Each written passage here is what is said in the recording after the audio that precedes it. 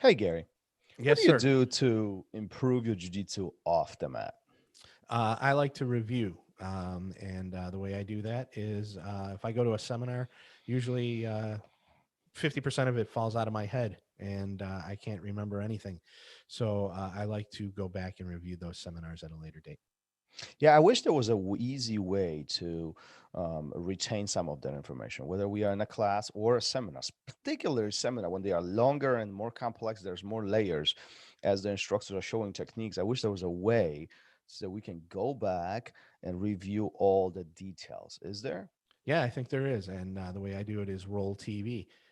Tons of stuff to review, and it's really a great platform for anything you need.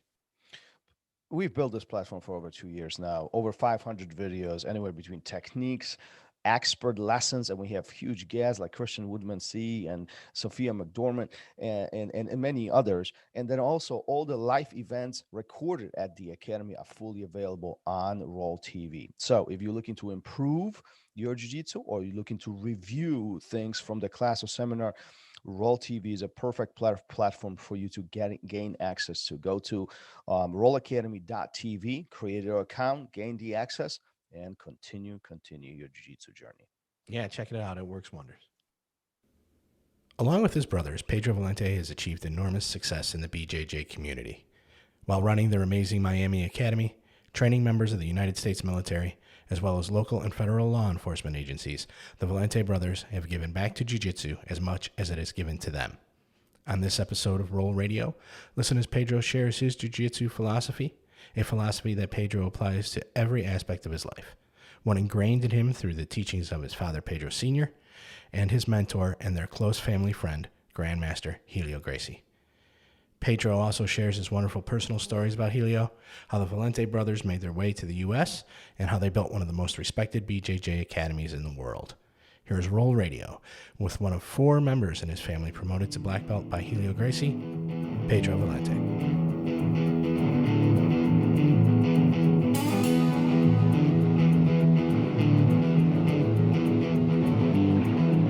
Welcome to RŌL Radio.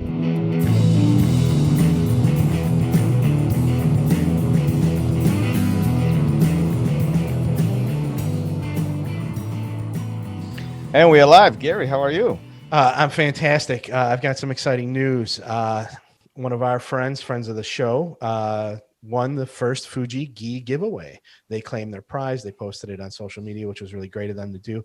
And we do that once a month, therolradio.com/belt. All you have to do is take the survey that's there and you are automatically enrolled. And we give them away, like I said, once a month at the end of an episode. So you got to stay tuned to see if you are the lucky winner. Great episode ahead of us. We have Professor Pedro Valente in the house. Professor, thank you for being here. Thanks for joining us for this conversation today. I'm really excited to talk to you about, but I'll be honest, I was struggling when I was thinking about this conversation ahead of time. I was struggling a little bit because you've been doing jiu-jitsu for so long and your family has been in jiu-jitsu for so long, then honestly, I don't even know what to ask you right now. How have you been? How are you doing? How are things in Florida? I'm doing good. Things in Florida are getting better. 2020 was a difficult year, full of challenges, but I'm glad that we are on the other side of it and using the wonderful lessons that we learn in jiu-jitsu to be able to overcome obstacles and continue to do what we love, which is teach jiu-jitsu, train on the mats. And I just spent my whole morning teaching classes, and I'm looking forward to going back this afternoon and teaching until the evening. And that's the story of my life. And I was honored with your invitation. I know of your show, and I've known the great people that you have interviewed. So I'm happy that you have invited me to be a part of your show. Yeah, I mean, I think it's going to be a great chat, and we'll dig into some of the stories that you want to share with us, especially from your childhood and about your family and so on. But before we get there, I want to ask you, you mentioned 2020 was a challenging year, and obviously, especially in jiu-jitsu community, when we are a physical contact sport, it's very difficult to avoid that. There have been, the reality is that there have been many jiu-jitsu academies really going out of business. And it seems like you guys done a phenomenal job to pivoting and finding ways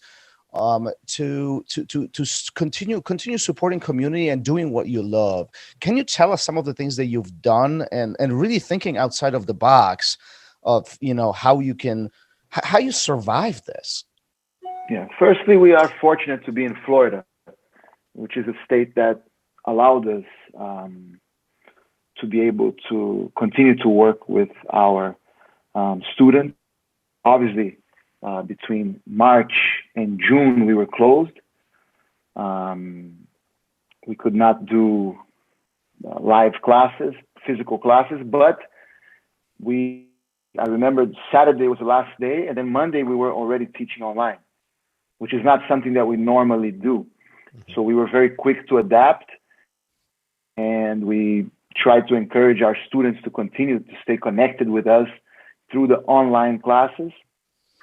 And we understood very early on that we would have to adapt, that it wouldn't work to be hard-headed and to resist what was happening. And this quick adaptation is what allowed us to be successful in a difficult time, as successful as one can be. And we were part of a task force with Miami-Dade County in trying to convince the authorities to allow us to open. And we created a series of protocols to be able to open. We purchased over 50 dummies so that students could train without contact. And as you said, Jiu-Jitsu is a contact sport, so many people resisted that idea. How can you teach classes without physical contact? And we had the idea of the dummies, and we created a curriculum for the dummy training, both for the fundamentals level and the advanced level.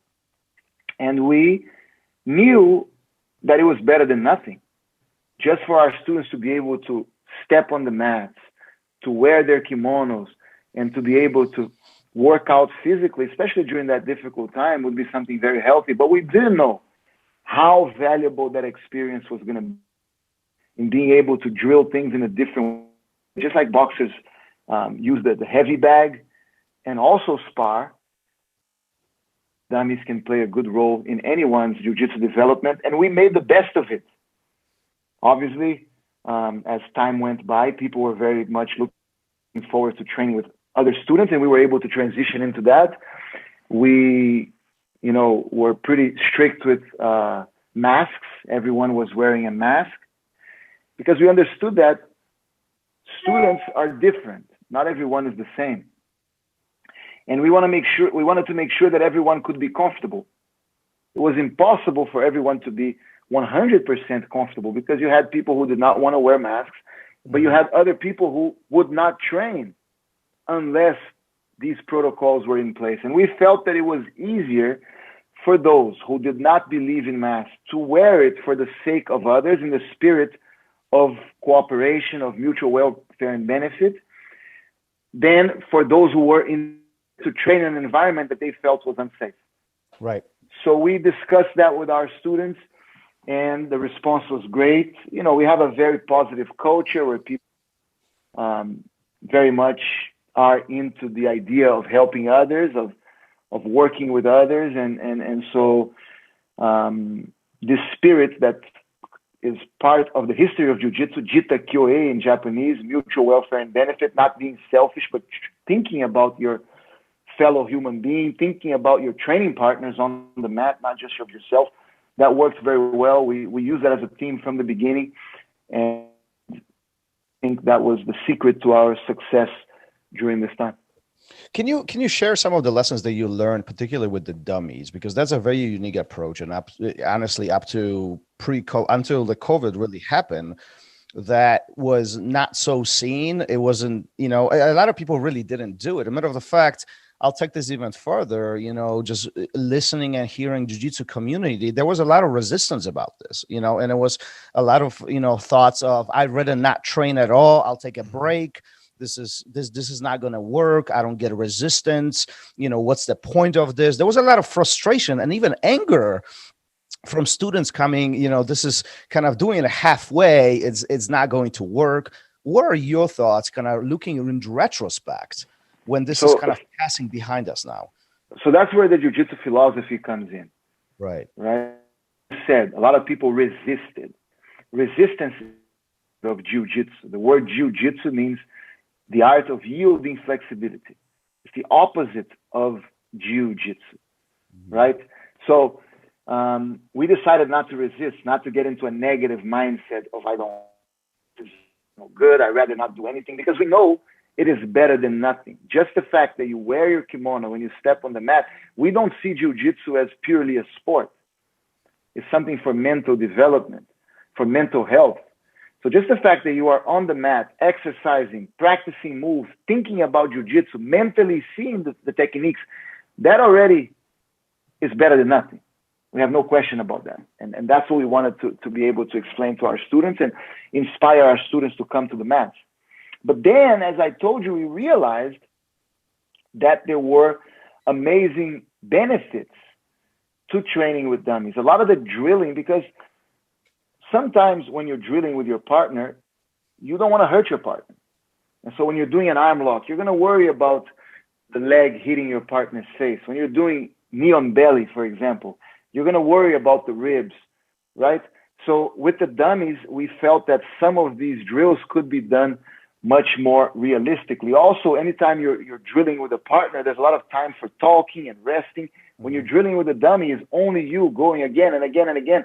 So we felt that for example, practicing arm locks from the mount, arm locks from side control, different types of arm locks from north-south, and just drilling them over and over and over again, that was something that was better with the dummy than with the training partner, just to give you an example. So we really focused on developing the areas that could be developed with the dummy, made the best of it.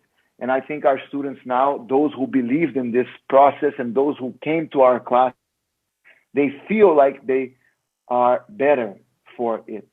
And we're grateful that we had that opportunity. And now we still have our dummies and we still use them in certain specific classes because we, as I said, just like a boxer works, it's part of the boxing culture to work with a heavy bag. Imagine a world where boxers only trained with partners, and then a pandemic comes around and you introduce the heavy bag. And people are like, what is this? Hey, I don't want to, the heavy bag doesn't hit back. I don't want to work with a heavy bag. You could complain about the heavy bag.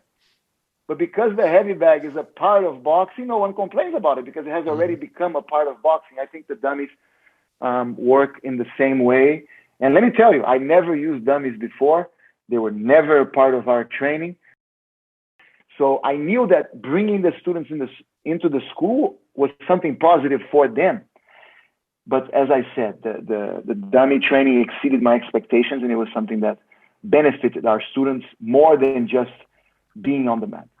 Yeah, I think you're bringing something very interesting, right? So obviously this pandemic was completely out of our control. And often in Jiu-Jitsu, we talk about adaptation and figuring out ways and continuous troubleshooting. But yet as humans, we are so resistant to change. And this forces us to put us in the position of continuous troubleshooting and figuring things out. One of the other things that I've noticed is that you guys converted top of your building into ability to have a class there. And the moment I saw it, I was like, no way.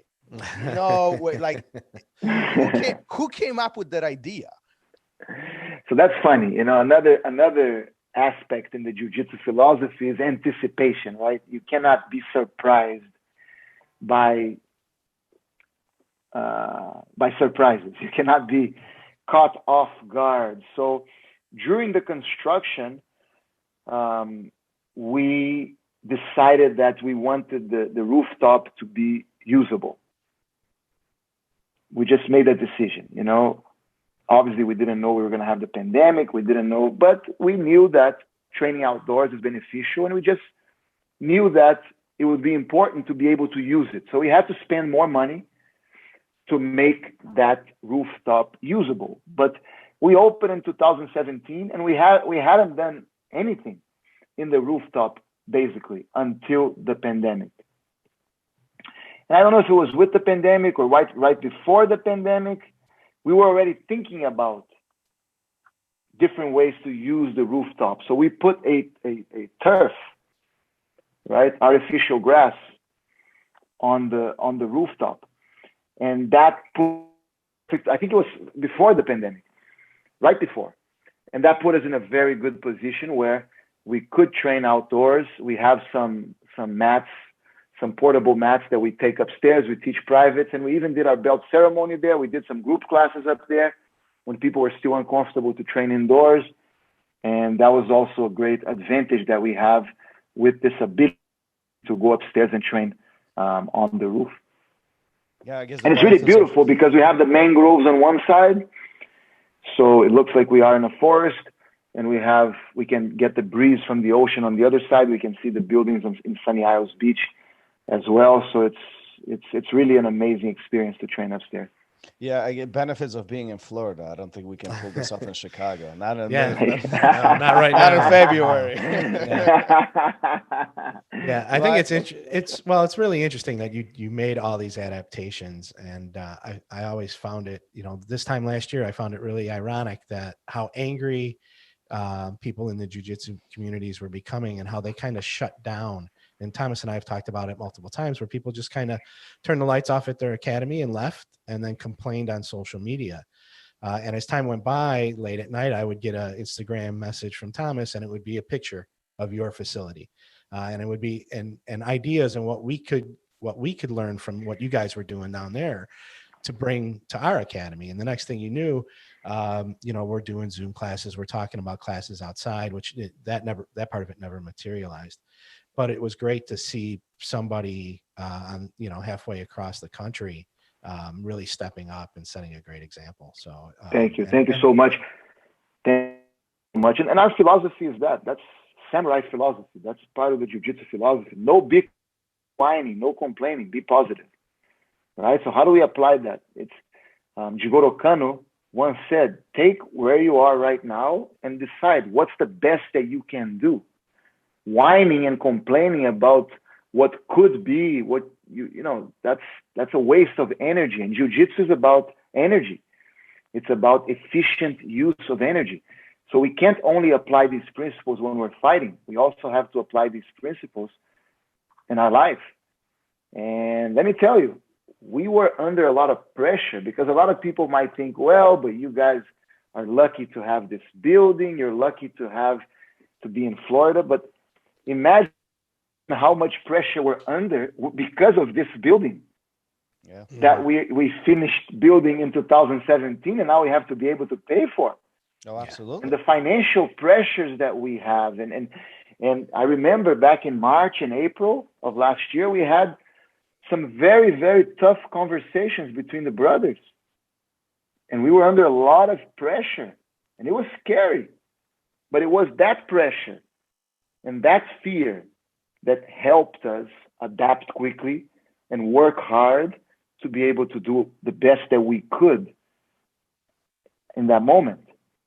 And I think that's the big takeaway from this, from last year in general, at least in my eyes. It's not, this is wrong, this is bad, I don't want this. It's more of a, how am I going to overcome these obstacles? What am I going to do? I can't control everything around me, but what I can control, how I react to the position and to the situation, and how can I benefit from it, even in the minimal aspect. But we still need to continue living, right? I mean, I don't know about you, but I honestly thought this would kind of boil over after a few months and life would be easier and we would kind of slowly start returning. But that wasn't the case. We still at this. I mean, a year later, we have to continue adjusting, and there's a residue from last year, and we'll continue working on this, right? As an individual and as a communities, wherever we find ourselves in. So it's not an easy spot, especially as business owners.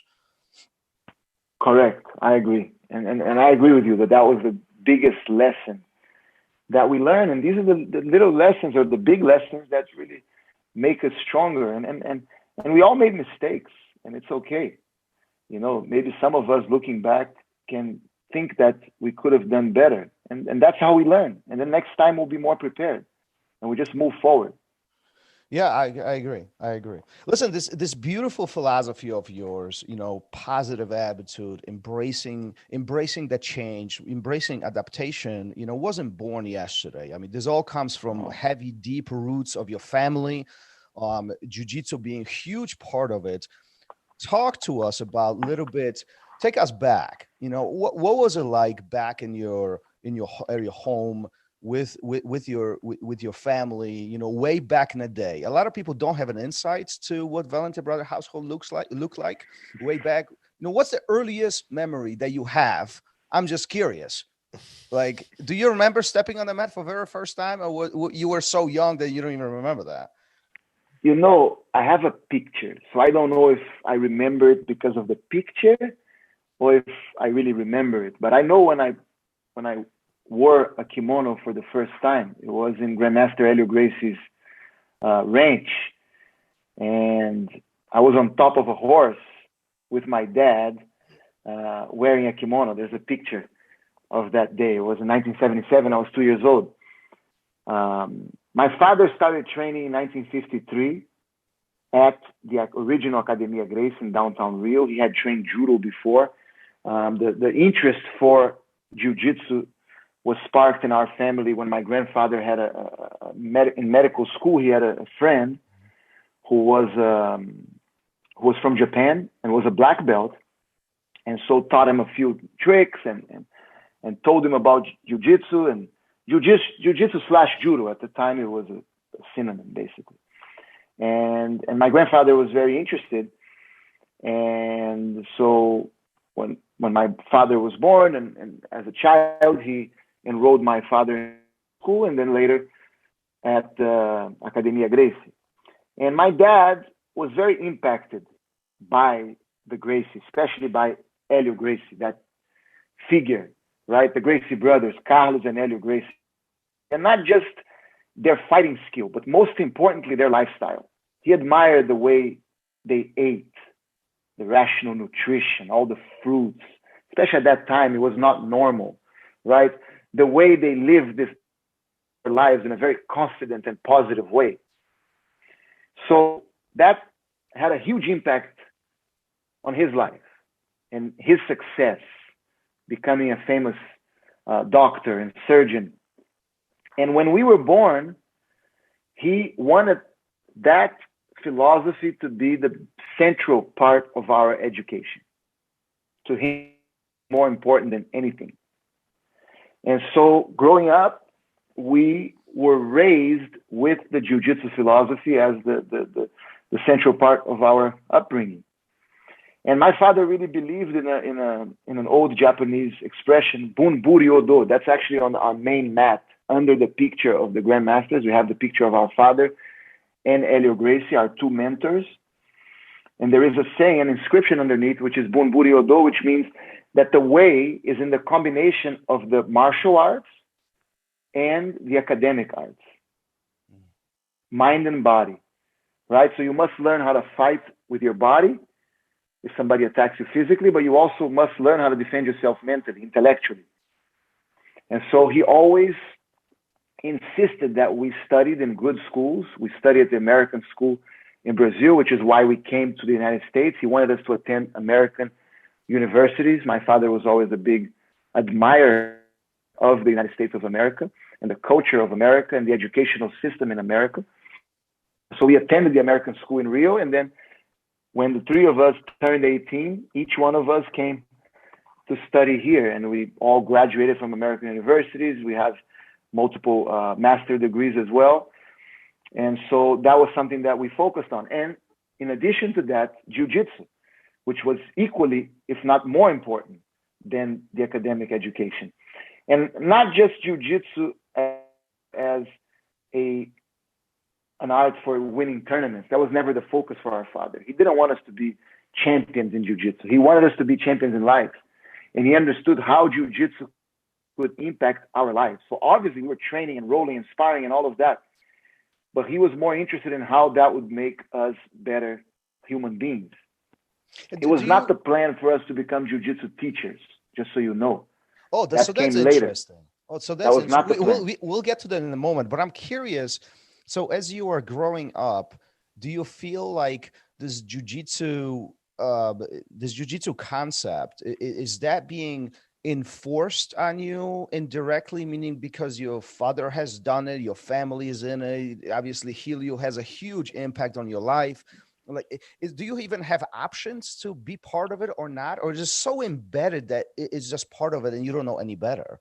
Let me ask you a question. When you were growing up, did you feel like you were forced to go to school? Was there an option?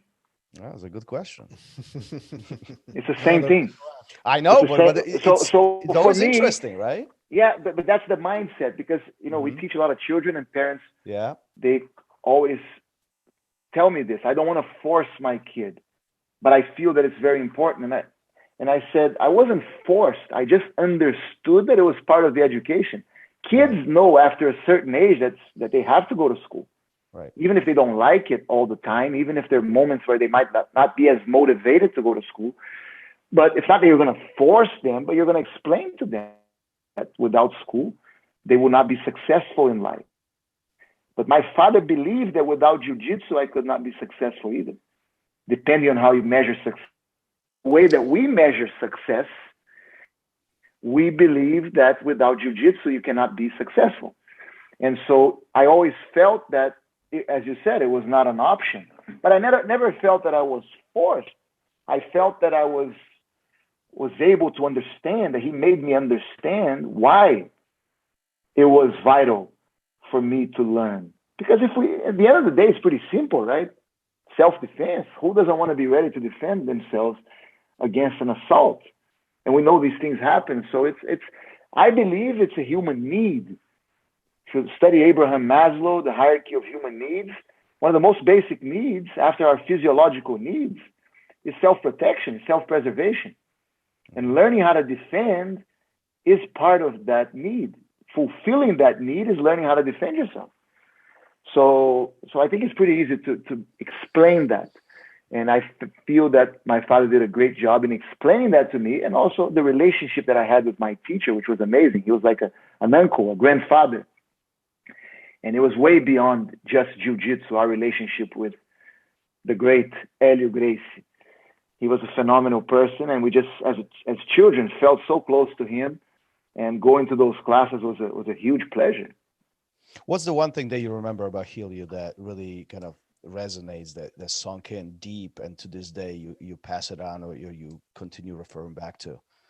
So many things, but the first memory that I have is one time when I was training, and this was still in the downtown school, and that downtown academy, I only got the last years where it was about to shut down, and so I think they left in '81. So I was 5 years old, and I remember that our training was always very realistic. I was 5 years old, but it was like, I'm gonna beat you, and it was like a fight. We were fighting each other, and I remember punching him right in the mouth. Bang! 5 years old, but I punched him in the mouth, and I remember his lips started bleeding, and I was shocked.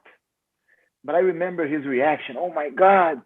Because he would say, I'm the great Helio Gracie, I'm the champion. And he's like, nobody ever made me bleed in my life. You took blood from Helio Gracie. And he used that to motivate. And that's who he was. He was someone who was always so positive. Always, I don't remember him ever putting me down. He was strict, but like like being a bully, making a negative joke. Never. Always raising us, always making us feel more confident. And we felt his passion. Every time he was teaching, he was there 100%. You know how sometimes teachers can be thinking of other things, looking at the clock to see when they're going to leave? He was never like that. He was always 100% with us, and we could feel how invested he was in our progress. I'll tell you another story. This was a few years later. I was probably 8 or 9 years old. I was being bullied by this kid in school. And he was not actually bullying me physically. He was doing it mentally. It was a Dutch kid, I remember. And you never forget the name of the bullies, right? And I was conflicted because my teachers would always say, you cannot fight, and he didn't actually hit me. So how I was gonna hit him, and that was hard for me. I remember, and Helio Gracie at the time was teaching me to say, yeah, if he calls your name, get in his face, and if he keeps doing it, punch him in the mouth. I don't teach my students quite like that right now. We're living in a different world, different country. But that's what he told me back then. And that's what he felt I needed to do, because he also knew my personality. He knew how I was a kind, child. And I was having a hard time doing it, and it was continuing. And then one day, he kind of trained me, and we role played, and he showed me exactly what to do. And it was supposed to happen during recess, during the lunch break. And then suddenly recess comes, and we're out in the park, and all the kids are playing. And then I look, and who's walking right into the park in the school? Helio Gracie. And I'm like, how is he in here? I don't know how he got in. Because thinking back, I don't know how he got in. I don't know what he did, because he shouldn't have been there. And and I went up and I said hello, and he's like, no, go. I'm just here to watch. And the kid did something bad, and they grounded him, and the kid was in timeout, and then I couldn't do it. So nothing happened, but just the fact that he came and all the way to my school to watch me fight and to be in my corner, that's what I felt my whole life. I had Helio Gracie in my corner. That had to be so powerful. Yeah. I mean, just from the inspiration and the fact that the support network is right behind you. I mean, that had to feel amazing. I mean, amazing. And I continue to feel that until January of 2009 when he left us. I always felt like he was in my corner. And I don't know if you know this, but if, for example, if you call Grandmaster Helio's widow right now, and you say, who was his best friend? I'm sure she's going to say my father. They were very, very close. My father looked at him as a second father. And Helio Gracie really respected my father a lot and really loved my father a lot. And they were really best friends. And so I always felt like I had both of them. And I'm sure my brothers feel the same way, that we had both of them in our corners our whole life. And that's so powerful. And that's why teaching the philosophy of jiu-jitsu is so important to us, because the philosophy was not part of the jiu-jitsu syllabus. It was something that we learned not on the mat, when we were in the living room, when we were spending weekends at his ranch. And we felt that we had access to it because our families were so close. But other people who were just going to the school and training, they were not really learning all those wonderful life lessons. And that's why we created the 753 code, to be able to teach that philosophy to our students. Did you realize what you were part of at that time? Because now, looking in a retrospect, it's somewhat easy to see them. At least for me, the magnitude what you're talking about is mind blowing to me, right? And obviously, you've been part of this by far longer than I have. But the 20 years I spent on the mat, this really builds a huge picture for me. Now, when you're a child, you growing up, you're a teen, and you're surrounded by your father and Helio, do you know what you're part of? Initially, it was just my family, because when I speak in English, I say Grandmaster Helio, but in Portuguese, it was always Tio Helio, which means Uncle Helio, right? That's how I referred to him, Tio Helio. And my father was Dad. So it was my father and my uncle, right? And it was part of the family. Now, so in that sense, no. It was just something that was very familiar to us and very in-house. But at the same time, the greatest strength of Helio Gracie as a teacher was to build confidence. So he me feel that what I was learning was the best in the world. So we always had that, even before the UFCs, even before the success of the Gracies, because in the 80s, Jiu-Jitsu was not that popular in Brazil. Outside of Rio, no one really even knew what Jiu-Jitsu was. So, but I felt like what I was doing was better than what anyone was doing. Bruce Lee movies, and I felt that my teachers could easily beat him up. Right? No disrespect. Did those conversations took place at the dinner table? 100%. Yeah, but yeah, no, all the time. And Bruce Lee and Mike Tyson and but it wasn't even, there was no doubt in our mind. It wasn't like, there was no doubt, right? And my father was, just like you guys love jiu-jitsu and you love fighting, and I love jiu-jitsu. My father loved, so he would get VCR tapes from Japan, of the judo guys, some of the stuff that now people have access to, Kozen Judo, Kimura. He was getting those things back in the 80s, and when we were watching and growing up. That's how we grew up, My father, obviously, as I said, school was very important to him. Academics were very important to him. But when, he was working and I would come home in the evening, the first question that he would ask was, how was jiu-jitsu? Who did you train with? How was it? And I would say, good. And he was always upset when I mean good. I want to know who you trained with. How did you do? How was it? What position? How many times did you tap? So that's, that was a big thing in our household, even though, as I said, it was not intended for us to become jiu-jitsu teachers, but just for us to be ready to defend ourselves. When did you make the switch? When did you decide? Because you didn't come to the States with that in mind, I don't think, right? No. Business school came first. When did you decide that you were going to take your academic education and roll it into jiu-jitsu? So it was a gradual process. I believe that there are no coincidences. So I was very fortunate that 2 months after I moved, UFC 1 happened. So I moved to America. I'm a freshman at the University of Miami. I'm living in the dorms. I'm telling my friends about jiu-jitsu. Everybody's like, what are you talking about? And then suddenly, there's this show on pay-per-view. So the first UFC was November 12th. It was on a Friday. Mm-hmm. So I took my morning classes, and then I caught an airplane early afternoon. And I remember going straight from the airport. I think we dropped our luggage at the hotel, and then we went right to McNichols Arena. And that was UFC 1. And we were part of that.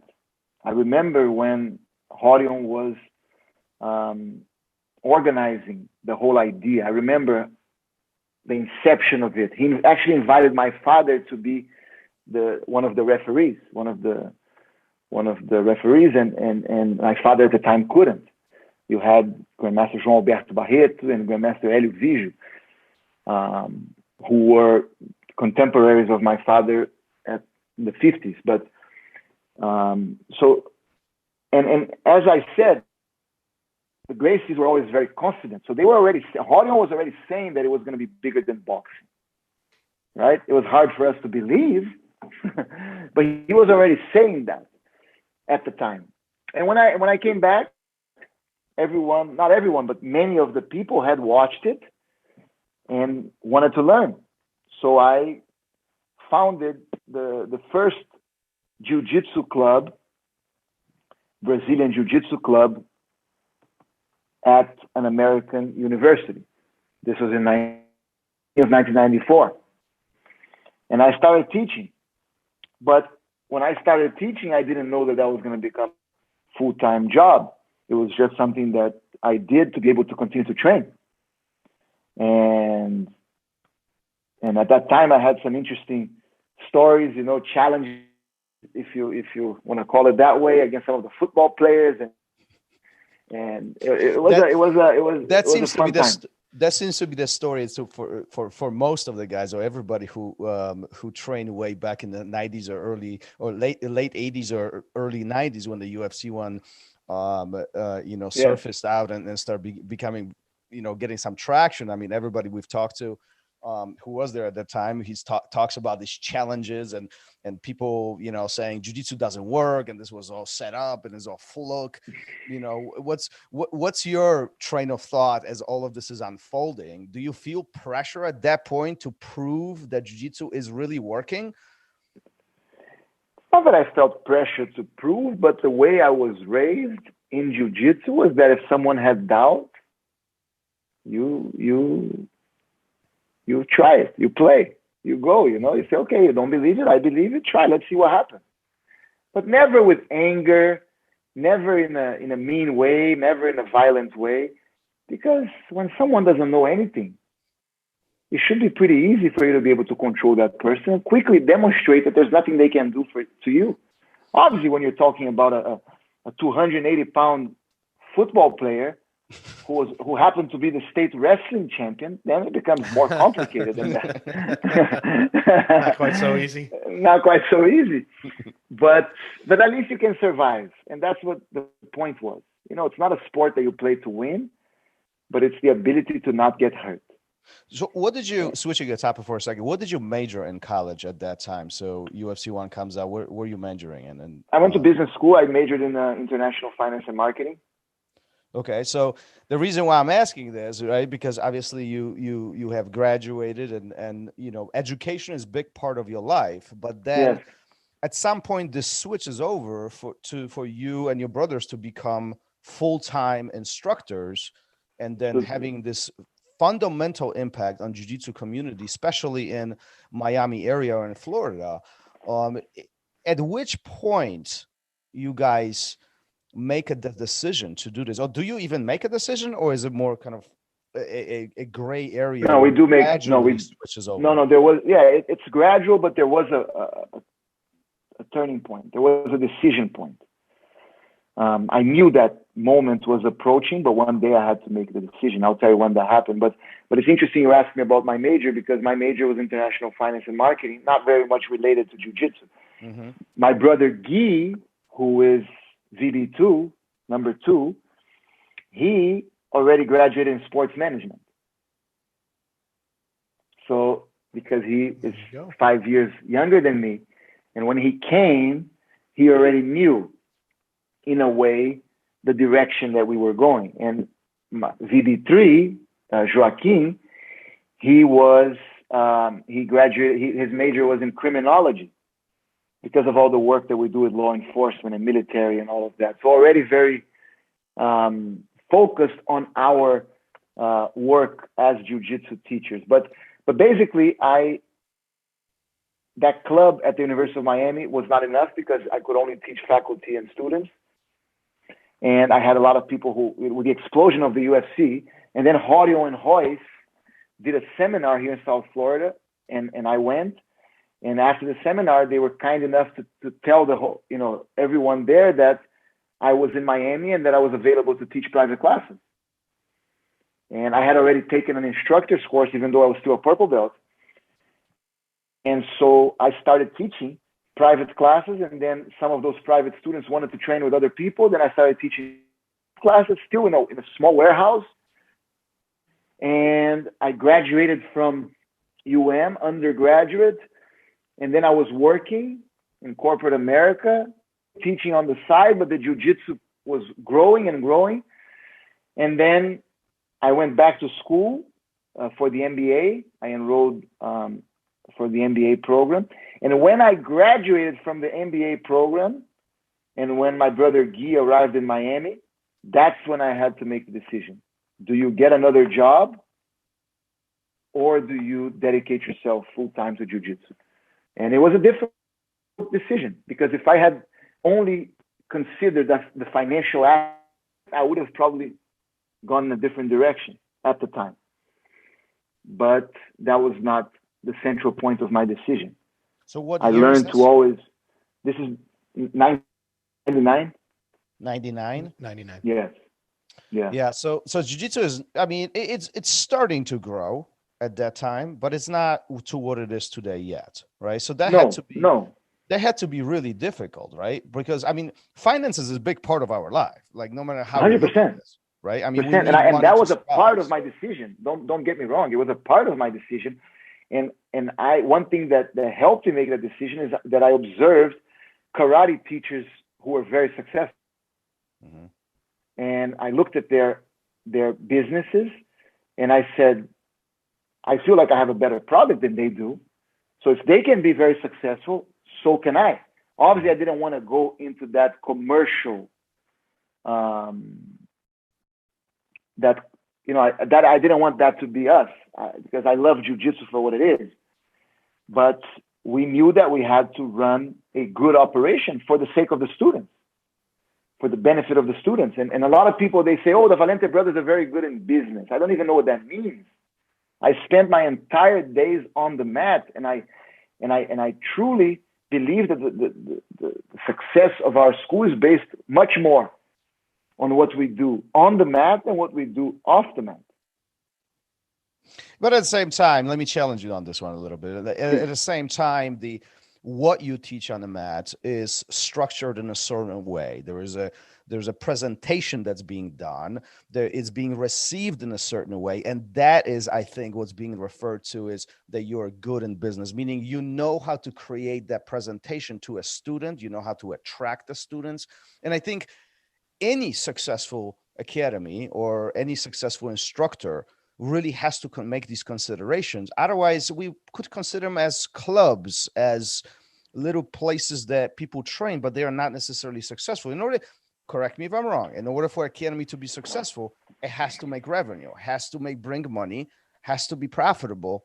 Otherwise, we can't pay for the building that we are leasing or owning. We can't pay our staff. We can do other things, right? I mean, that's part of it. It's a big part of it. And as I told you, my major is in finance and marketing. Yeah. However, I feel that when you start things to make money that compromise the essence of what you teach, Correct. in the end of the day, it's not going to be good for you. So that's what I meant. Obviously, if when you tell that the Valente brothers are good in business, you mean the things that you just mentioned. I agree with those, and I appreciate that compliment. However, sometimes people say it with a different connotation, in the sense of they think more of the business and they think of the integrity of the program, and that I would strongly agree with.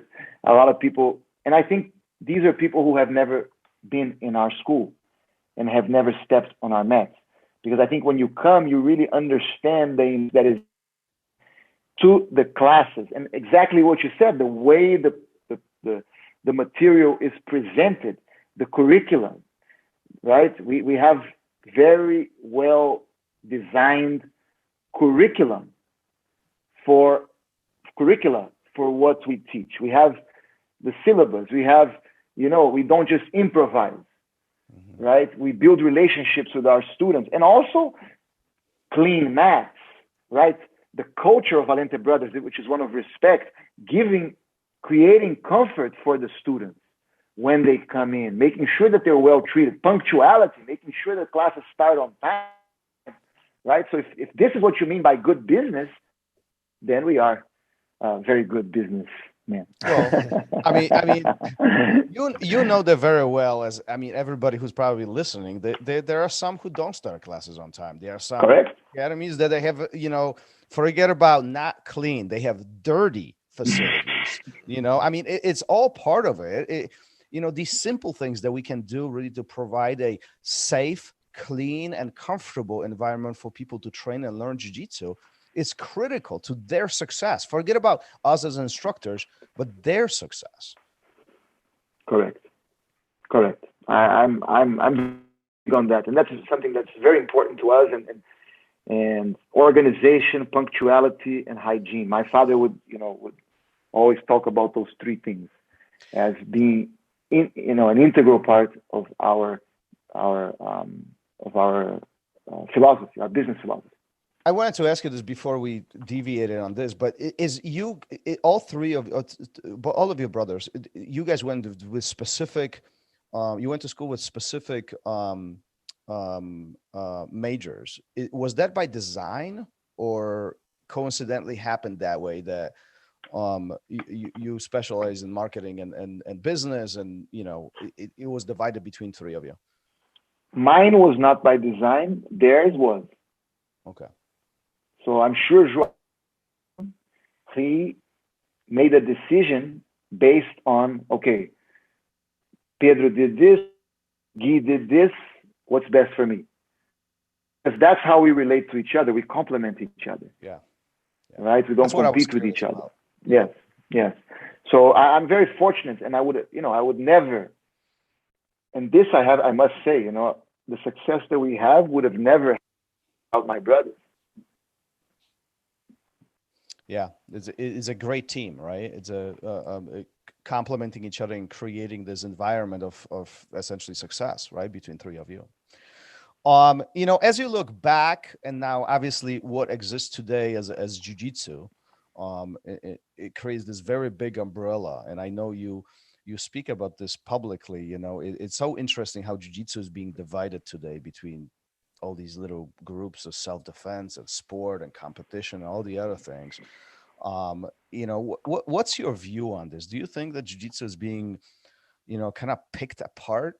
It's kind of diluted, or it's kind of, what's happening to this? Like it's sometimes it's for me at least, it's kind of even hurtful to see, people or students or even instructors focusing on just sport only, and they don't teach self-defense, or even just self-defense, but they don't do all the other aspects of it. What's your view, since you have such a deep roots in jiu-jitsu? That's not new. That's part of the jiu-jitsu history. Even in old Japan, you had different schools that specialized on different elements of jiu-jitsu. Not all schools in Japan were the same. And I'm talking about the Edo period, right? Where jiu-jitsu really grew in Japan, especially the type of jiu-jitsu that we understand today as a civilian art of self-defense. So I think that jiu-jitsu lends itself to different expressions. And I think that's okay.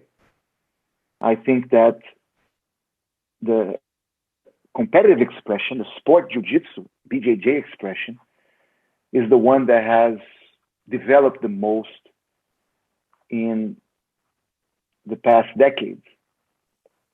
And I think that as long as people are doing it, good intentions, developing good values, working hard to achieve objectives, I'm all for it. I'm not one to impose jiu-jitsu in a certain way to people. I think people have the right to choose and train jiu-jitsu in whatever way they see fit, as long as they're honest about what they're doing. If I teach you sport jiu-jitsu and I'm telling you, look, I'm preparing you for tournaments, what's wrong with that? Right? Even Olympic judo is an expression of jiu-jitsu. Absolutely. Right? So BJJ is one, Olympic judo is another. And we used to participate in tournaments, but we felt that training specificity is very important. And we felt that there were many schools doing a phenomenal job in preparing tournaments. And we felt that it would be positive for jiu-jitsu and for the community that we focus 100% on jiu-jitsu as a fighting art, as a combat art, as an art of self-defense. And that's the expression of jiu-jitsu that we decided to focus on. If you come to my school and you say, Pedro, I'm looking to prepare for tournaments, I'm going to be very honest with you, and I'm going to tell you, this is not the best place for you. Let me suggest some other places that I know that can be very good for you. So I'm honest with my students as to what is the focus and the purpose of my lesson, which is a complete art of self-defense. What do I want to give my student? In an altercation, in a hostile situation, I want to make sure that they're not surprised, that they're not going to get punched in the face and they're going to say, oh my God, I never expected that to happen. Right? They're not stabbed and they're like, oh my God, why did this guy do that to me? I want to make sure that their mental attitude, their condition, their reflexes are conditioned, that anytime they are in any hostile situation, that their hands are going to be up and that they're going to be in a mental place. It's not just knowing the techniques. It's that they're going to be in a mental place where they are ready to defend. and they're not going to get caught off guard. Right? So we train people for those scenarios where somebody pushes you, you push someone, they're in your face. How do you handle that so that you're not surprised? So that you're not hit in the face, so you're not kicked in the stomach, so you're not surprised with a weapon. How do you improve your chances? If the fight goes to the ground, how do you stop someone from punching you in the face? Now, is sparring, is randori important in rolling? Is that important in training someone for self-defense? Absolutely. People sometimes think self-defense, all you do is stand up. No. We do choke. We try to choke each other, arm locks, that whole thing on the ground, just like you know. The only thing that we don't talk about is points. We don't talk about points. But obviously we cannot hit each other every time we spar. So, but at least the awareness, the way I position, even though my opponent is not striking me, I am going to position my arms in a way as if he would. I'm not going to let him pick me up in a position where he could see, just because I know he's not going to do that to me. I'm going to open my legs in the guard and stop him from picking me up. So those are the small differences. You know, we don't turn our backs to avoid the points of the guard pass because there are no points. So I'd rather have the guy side mount on me than catch my back, right? Even if he doesn't place the hooks. Mm-hmm. So these are little things that are different. But if you come to our school and you watch my students spar, you're going to say, wait, it's the same thing. Because in Jiu-Jitsu is only one. I don't believe different. Jiu-Jitsu is one. Now, Jiu-Jitsu allows for different expressions. And I think that's something that just makes our beautiful. And it allows people to make the best of it. As I said, as long as it's practiced with good values, I'm all for it. Yeah, and I think you talk about something important. That's the rules of engagement, right? We have different mediums how we would be training, whether it's for tournament, which has engaging the points, there are specific goals that the students need to achieve, and or self-defense when you're more protecting yourself, and then drilling, sparring, and then we even earlier talked about the dummies, right? The rules of engagement are slightly different with that approach. Correct. So those understanding those rules of engagement, I think it's important to the student success, and I think that's what that's what's beautiful about all this. And the honesty. If I could just talk about absolutely. What I said earlier about honesty, right? Be honest with the student. Because one thing that I don't agree with is if you tell me, no, I'm teaching only grappling, and that is self-defense. Obviously, any combat sport is going to make you more prepared to fight. Even rugby, a rugby player is going to have a better chance in a fight than somebody who's not an athlete. Honestly, right? So a football player. Players. Exactly. Exactly right. So the point is that obviously sometimes people say, oh, you think a world champion cannot defend himself? Sure, they might be able to, even though sometimes they might be surprised too. But sure, they might be able to, but that's not the point. Today, I taught a private class to a man in his 60s who is in my school to learn how to defend in a possible street altercation. If all I do is prepare that guy for a grappling tournament and everything I do starts from the knees, or maybe when a white belt, I teach him a few self-defense moves in a very static and unrealistic way, and then he never sees those techniques again in his life, I'm not preparing him for self-defense. Nope. So what did I do today? What did I train with this 60-year-old student today during the class? I trained real life scenarios. We looked at YouTube videos of real life situations where a guy got stabbed and another guy got punched in the face. And we recreated those scenarios, and we talked about keeping the hands up, how to block a sucker punch. So we're constantly engaged in those real life scenarios. That's why I feel very comfortable in telling you that I'm training my students for self-defense. If I had chosen the grappling expression and everything we did was roll on the ground, I would not be comfortable telling you that I'm training my students for self-defense. I agree. I mean, I couldn't agree more. I think that's the part of the beauty of jiu-jitsu, right?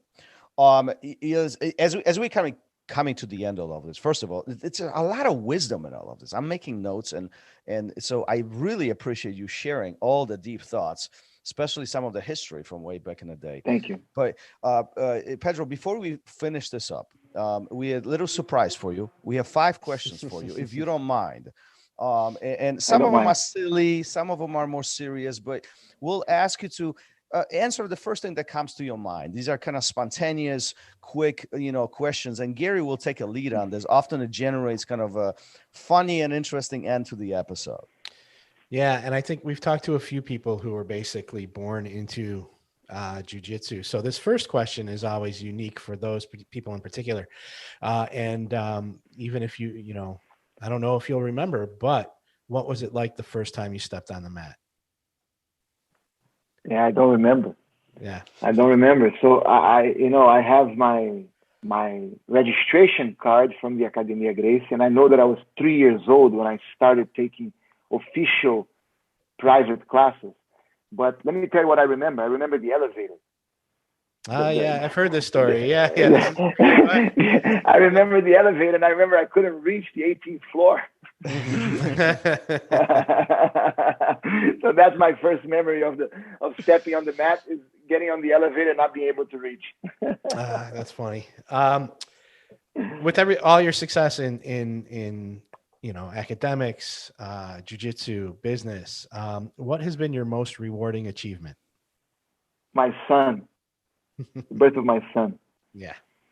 That just kind of brought everything together, because family is very, very important to us. The relationship that I have with my brothers and my sister is my greatest pride, right? You see so many family feuds and people not getting along, and that's so important to our father, that we were united, and we were able to do that in such a beautiful way. We love each other so much. But when my son was born, now it's something that comes from me, and something that I contribute to this whole, to the family. It's not that he's more special than my brothers or less special. He's just one more, but now it's almost like my contribution. Obviously now it's on him, and he's gonna live life the way that he chooses, and I want to support him on his decisions. But I just felt when he was born that I was bringing one more for the team, and I value my brothers and my sister, and not just them, but let me tell you, it includes our students and everyone who is part of this Valente Brothers family. I value each and every one so much that when my son was born, I had this feeling that he is with us on this journey, and that is such a huge source of happiness for me. Beautiful, beautiful. All these years in it, basically being born into it. Have you ever wanted to quit? Quit? No. I remember as a child asking Dad to not go. Dad, I don't want to go today. I want to go on a trip. I want to play sports in school. But to completely quit jiu-jitsu never crossed my mind. What was your dad's reaction? And it's about the relationships. The relationships were too deep. What was your dad's reaction when you didn't want to go to train? It wasn't good. I just felt that it was very important to him, and he always put it in a way where he didn't force. He said, "Okay, if you don't want to go, don't go." But it just, the way that he was saying it, I felt like I had to go. Yeah, it's funny. You can always. I was gonna say it's almost like a guilt trip, or when your kids know that you're more disappointed than angry, they turn it around and they head in the right direction, I think.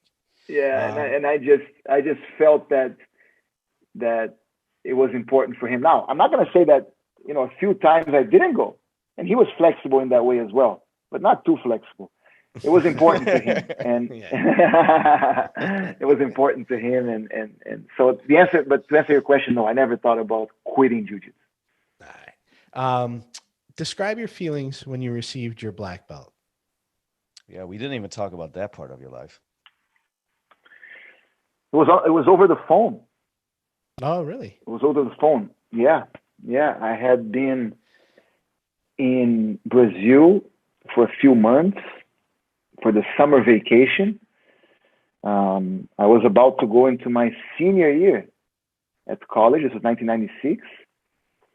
And Grandmaster Helio, I think he thought that I was traveling that evening.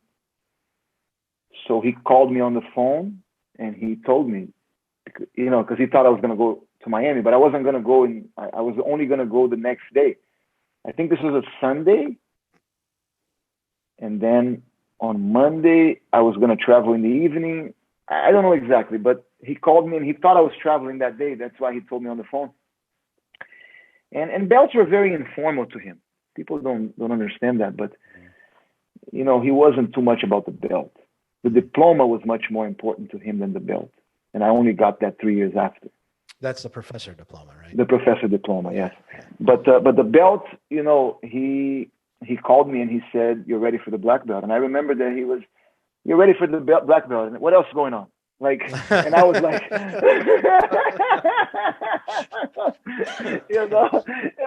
was like, I had to sit down. I was standing up to those cord phones, I remember. And you couldn't go anywhere. Yeah, I was like, oh my God. And then what did I do? I remember I woke up in the morning. I went to the kimono factory at the time, because it wasn't like you just bought a belt. It was difficult. You couldn't just go to a sports store. Martial arts were not so big at the time in Brazil. And so I went to the factory and I was able to get a black belt. And then I ran to the school. He happened to be there that day. And then I took the famous picture that I have on the wall of our school where he was wearing a blue belt. Yeah. And he's handing me the black belt. And then I traveled that evening to Miami, and I was already teaching, and I already had quite a few students, and they were very happy for me. And it was a special day. August 26th, 1996. That's a great story. That is a fantastic story. And while we're talking about belts, do you wash your belt? Controversial question. Very controversial. I encourage people to wash their belts. I grew up in a culture where belts were not washed. We would hang them on the sun. And that's what became a habit for me.